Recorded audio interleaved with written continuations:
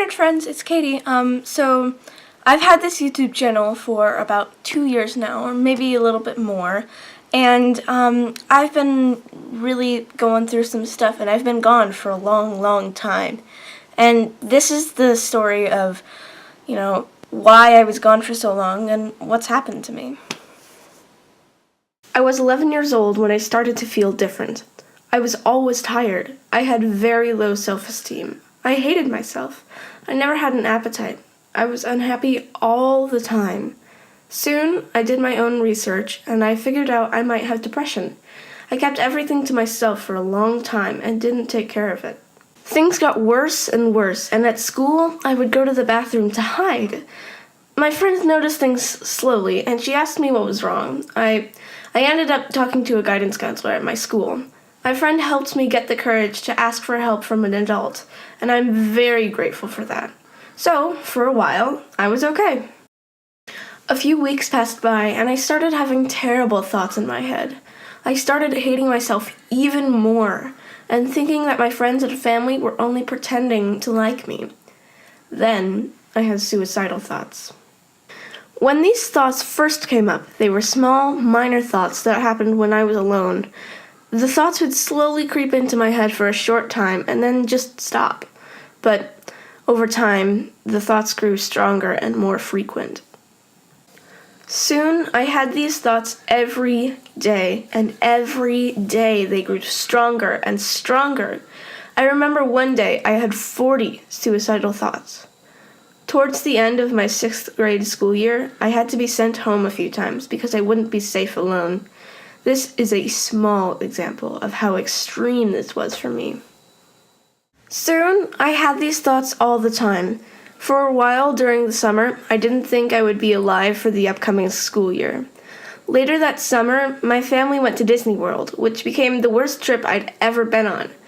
At the time, I was too far into the abyss of depression to enjoy myself, and as always, I hid how I felt.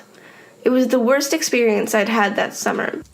I was in the happiest place on earth, but in my mind, I was in the unhappiest place I'd ever been in.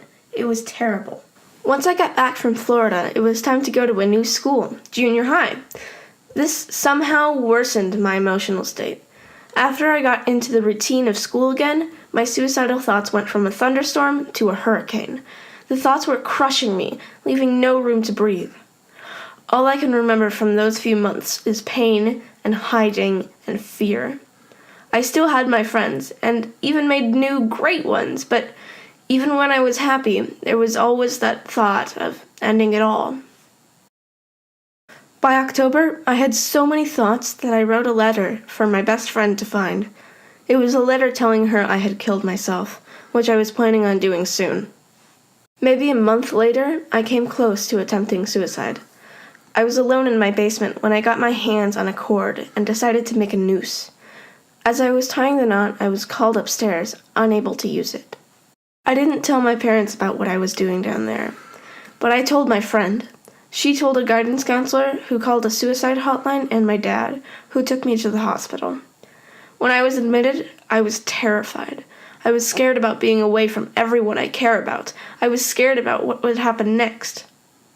I shouldn't have been. I found out that life in a pediatric psychiatry unit is actually beneficial and not all that bad. It's like being at school, but all the time. The unit I was in was definitely dated. All the rooms had 1 or 2 beds bolted to the floor, plain pastel-colored walls, and 1 or 2 shelving units that were also bolted down. The beds were so uncomfortable that I had my family bring me a mattress topper. The best things we could do for fun in the unit were watching obscure G-rated films from the 90s on an old TV and weaving bracelets in the day room. We weren't allowed any screens of our own, and we weren't really allowed to take the thread into our rooms. But even though it might sound really bad, I actually became slightly close to the kids around me, and we just made jokes the whole time. Of course, we weren't allowed to give each other our contact information, but at least we had someone to talk to. I went home a week later, and I was okay for about a week. I had actually felt pretty good. However, after 10 days, I actually attempted suicide. I snuck into my house quietly after a long school day. I found a cord on the desk in the living room and took it to my bedroom, where there was a hook on the ceiling. I moved a chair over to the hook and began making the noose. When I put that noose on, I looked around my room. I looked at all my pictures and how happy I had been. Looking at everything, I realized that ending my life would be a big mistake because of all the great things in life I can experience and the people I love.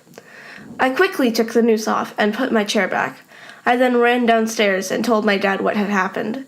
We went to the hospital the next day, and I waited in the emergency room for 3 whole days before there was an opening in the psych unit. That second time I was in the psych unit, I was ashamed of myself. I felt like I wasn't doing anything right, that I should be embarrassed about being there again. I was in a lot of pain. Luckily, there were some great nurses and doctors there that really helped me out, and now I'm doing better. The pain I've experienced is impossible to describe, but I'm glad I'm okay now.